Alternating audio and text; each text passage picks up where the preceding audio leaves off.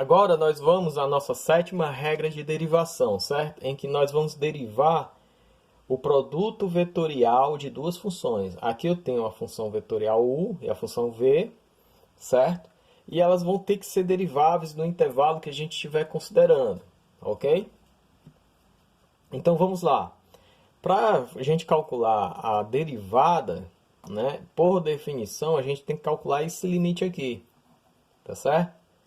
Que nada mais é do que pegar esse produto aqui, ó, esse resultado aqui, no instante t mais ΔT, e subtrair esse mesmo produto no instante t. E dividir por ΔT e fazer esse ΔT tender a zero, certo? Isso aqui esse limite aqui é exatamente a nossa definição de derivada. Pois bem, eu posso fazer o seguinte, ó. Eu posso inserir um termo nulo dentro dessa expressão aqui. Certo? Se você observar esse termo aqui, o de t, produto vetorial v de t mais ΔT, se eu somar ele aqui dentro da expressão, eu tenho que subtrair ele também, para obter zero, tá certo? Ou seja, isso aqui é um vetor numa direção e esse daqui é um vetor na direção oposta, ok? Então, eu somando esse termo aqui, que ele é nulo, ele não vai alterar em nada a minha definição aqui. Então eu somando essa expressão aqui, no todo, não altera em nada o meu cálculo de derivada, tá certo? Mas olha só, eu vou pegar e vou isolar somente esse termo aqui, ó.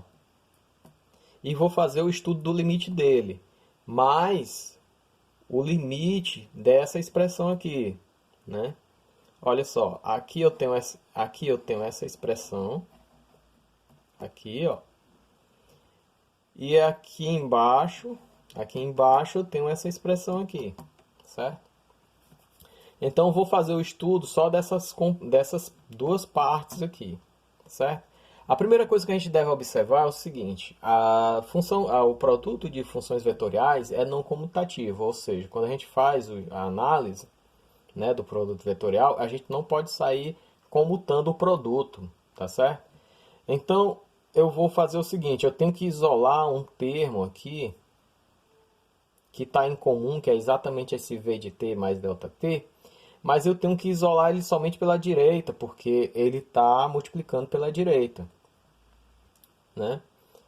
Então eu tenho que isolar ele pela direita. Então eu fiz aqui o isolamento, ó, essa nova expressão aqui. E essa daqui, nesse produto aqui, eu vou isolar somente o u, certo? Isolo o u, olha só, ele está multiplicando pela esquerda, então eu tenho que isolá-lo pela esquerda também, tá certo? Agora vamos ver o que é que ficou de resultado nesse isolamento aqui. Aqui a gente tem a derivada de u, ó, certo? E aqui, por definição, nós temos a derivada de v, né? E esse termo aqui, esse limite aqui, quando o ΔT tender a zero, vai ser o próprio v de t, tá certo? Então, quando a gente fizer aqui o desenvolvimento, calcular esses limites, o resultado vai ser essa expressão aqui, que é nada mais que uma regra do produto, é a derivada do primeiro, só que produto vetorial do segundo, mais o primeiro produto vetorial do segundo, derivada do segundo.